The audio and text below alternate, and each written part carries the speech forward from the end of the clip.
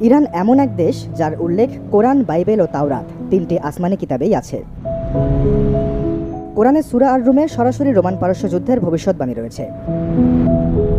সহিহ বুখারীর বর্ণনা অনুযায়ী মহানবী পারস্যবাসী সাহাবী সালমান আল ফার্সির কাঁধে হাত রেখে বলেছিলেন, ইমান যদি সুরাইয়া নক্ষত্রেও থাকে তাহলে পারস্যের মানুষ তা খুঁজে আনবে। ইসলামের ৬টি প্রধান সুন্নি হাদিস গ্রন্থের সংকলকরা প্রত্যেকেই ছিলেন পারস্য বা ইরানি বংশোদ্ভূত। বাইবেলে পারস্যের রাজা সাইরাসকে একমাত্র অ-ইহুদি ব্যক্তি হিসেবে ঈশ্বরের অভিষিক্ত বলা হয়েছে। ঈশাইয়া গ্রন্থের বর্ণনা অনুযায়ী তিনি বাবিলে বন্দী ইহুদিদের মুক্তি দিয়েছিলেন এবং জেরুজালেমে মন্দির নির্মাণের সুযোগ করে দিয়েছিলেন।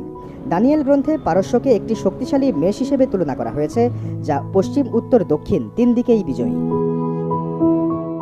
তাওরাতের অংশ স্ক্রোল অফ এস্টারে পারস্য সাম্রাজ্যের রাজনৈতিক কাহিনী বিস্তারিতভাবে এসেছে। ইহুদি পণ্ডিতরা ইরানের বর্তমান নেতৃত্বকে সেই কাহিনীর হামানের সাথে তুলনা করছেন।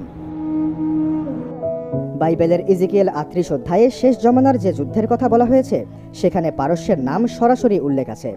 অনেক খ্রিস্টান ধর্মতাত্ত্বিক বর্তমান ইরান ইসরায়েল সংঘাতকে সেই বর্ণনার সাথে মেলালেও এই দাবির পক্ষে কোনো সত্যতা মেলে না।